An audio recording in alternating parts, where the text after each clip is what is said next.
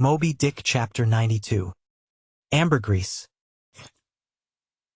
Now this ambergris is a very curious substance, and so important as an article of commerce, that in 1791 a certain Nantucket-born Captain Coffin was examined at the bar of the English House of Commons on that subject.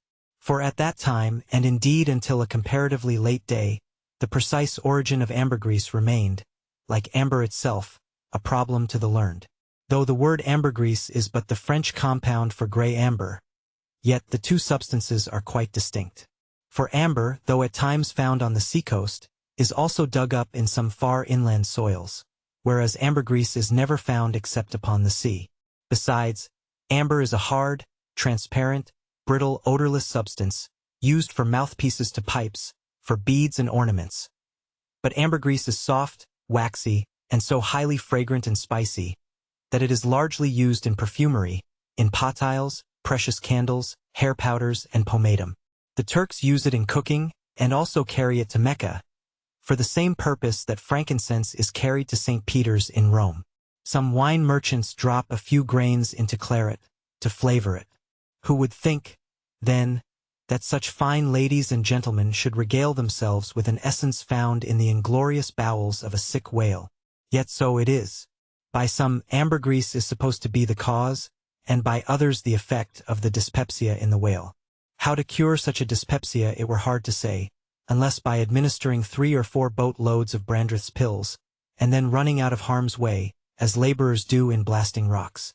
I have forgotten to say that there were found in this ambergris certain hard, round, bony plates, which at first Stubb thought might be sailors' trousers buttons.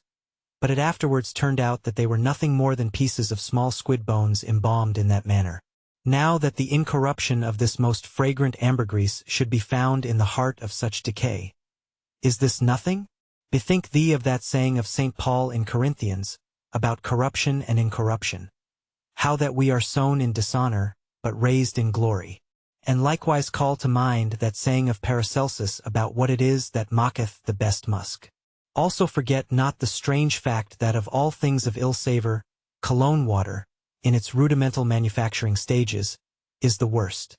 I should like to conclude the chapter with the above appeal, but cannot, owing to my anxiety to repel a charge often made against whalemen, and which, in the estimation of some already biased minds, might be considered as indirectly substantiated by what has been said of the Frenchman's 2 whales.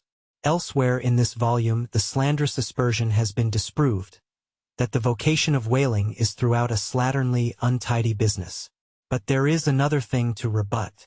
They hint that all whales always smell bad. Now how did this odious stigma originate?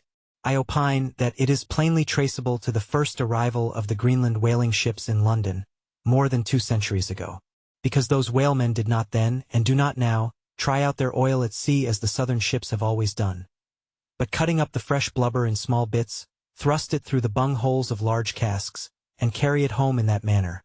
The shortness of the season in those icy seas, and the sudden and violent storms to which they are exposed, forbidding any other course. The consequence is that upon breaking into the hold, and unloading one of these whale cemeteries in the Greenland dock, a savor is given forth somewhat similar to that arising from excavating an old city graveyard, for the foundations of a lying-in hospital. I partly surmise also, that this wicked charge against whalers may be likewise imputed to the existence on the coast of Greenland, in former times, of a Dutch village called Schmerenberg or Smerenberg, which latter name is the one used by the learned Fogo von Slack, in his great work on smells, a textbook on that subject. As its name imports, smear, fat, berg, to put up, this village was founded in order to afford a place for the blubber of the Dutch whale fleet to be tried out, without being taken home to Holland for that purpose.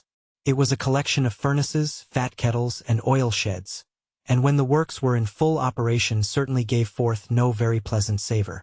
But all this is quite different with a South Sea sperm whaler, which in a voyage of 4 years perhaps, after completely filling her hold with oil, does not, perhaps, consume 50 days in the business of boiling out, and in the state that it is casked, the oil is nearly scentless.